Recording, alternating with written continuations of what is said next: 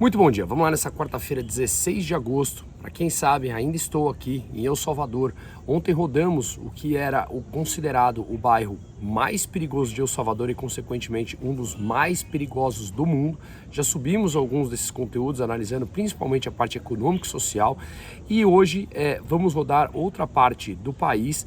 E na sexta-feira, à noite, já chego de volta em São Paulo. Então, por isso, essa semana, ainda soltando o Minuto do Musa, algumas horas a mais aí no Brasil, porque aqui são 3 horas a menos. Pois bem, lembrando também que no dia 2 de setembro faremos um evento presencial para falar sobre perspectivas econômicas, onde eu falarei tributação, planejamento financeiro, proteção patrimonial. Levaremos uma importante pessoa, um dos sócios da Avenue, para falar sobre investimentos no exterior. Enfim, vai ser dia 2 de setembro e o link da inscrição está aqui na descrição desse vídeo, tá? Pois bem, vamos lá falar as principais notícias que saíram ao longo dessa quarta-feira ou ainda na terça-feira à noite, que afeta diretamente os mercados. Hoje é quarta-feira em que tem a ata do FONC, ou seja, o que o Banco Central vai falar sobre as próximas reuniões, ou dar pistas do que ele fará com as próximas reuniões do Banco Central. Subirá mais ainda a taxa de juros ou manterá elevada, porque os dados continuam saindo forte, como por exemplo a produção industrial que saiu hoje, que teve uma queda anual de menos 0,2, mas a expectativa era menos 0,4. Então, os dados econômicos ainda vêm mostrando que haverá pressão sobre a inflação e isso, sem dúvida nenhuma, leva o Banco Central a ser mais cauteloso no momento de cortar a taxa de juros. O PIB na zona do euro cresceu 0,6% em linha com as expectativas e no Reino Unido a inflação continua pressionando 6,8% e o núcleo da inflação, como eu explico aqui, que é retirando os preços de alimentos e energia, 6,9%, e o Banco Central inglês deverá subir a taxa mais uma vez na próxima reunião. Se não me engano, será a 15ª alta consecutiva do Banco Central inglês. China continua preocupando muito.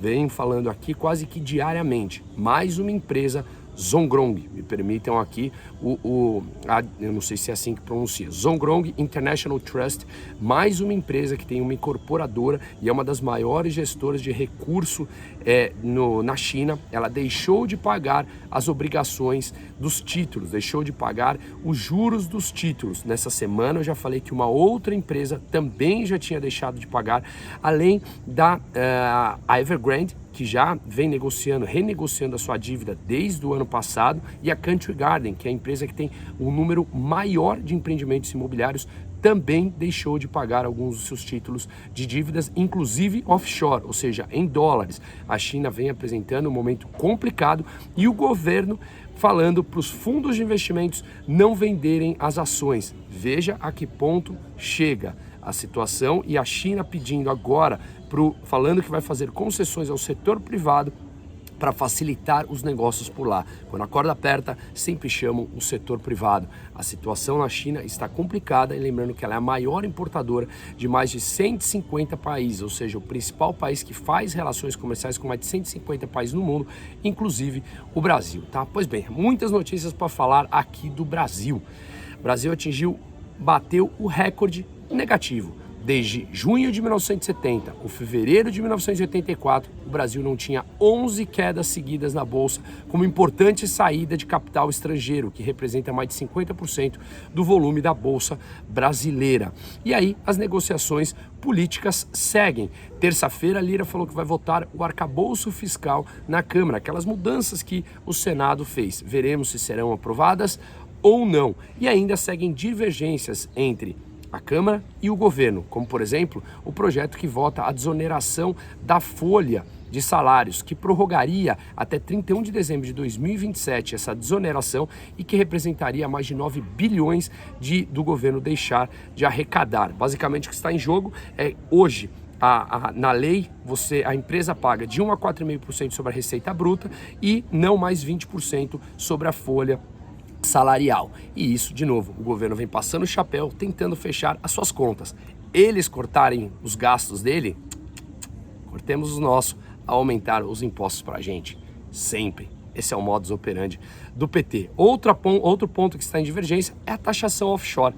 eles precisam, atrelado ao aumento do salário mínimo, fazer uma taxação offshore. Aquela mesma taxação que eles falam, ainda não é essa, né, de grandes fortunas, mas sim taxar os investimentos offshore. Todas aquelas funções, todas aquelas leis que em outros países já não deram certo e eles tentam fazer aqui, de novo, passando o chapeuzinho para fechar as suas contas que são praticamente impossíveis de zerar o déficit em 2024, como eles prevêem, a não ser que eles subam e consigam arrecadar mais ainda, e tudo isso é uma briga por 130 bilhões de reais para sair do nosso bolso, para nós pagarmos, para eles fecharem as contas deles.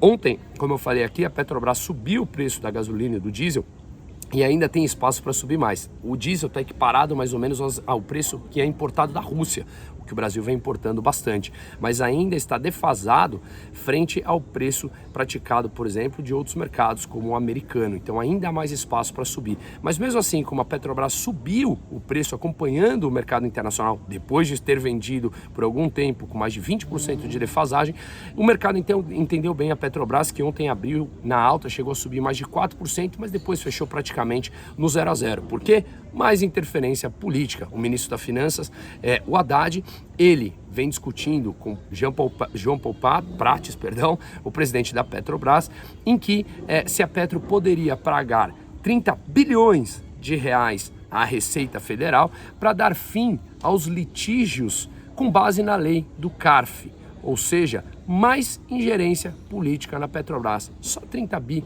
de reais.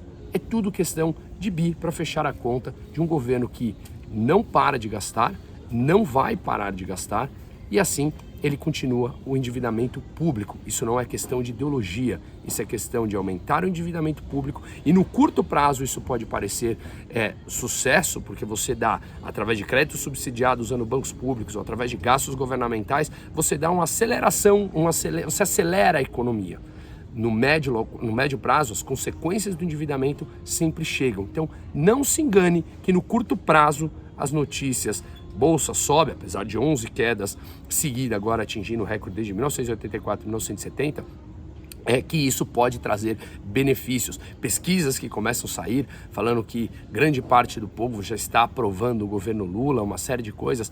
Ao médio e longo prazo, a economia sempre cobra seu preço. Basta estudar história, não tem a ver com ideologia, tá bom? Então tudo isso é pela briga por 130 bi para sair do meu bolso e do seu bolso para fechar a conta do que é chamado os parasitas políticos. Uma ótima quarta-feira.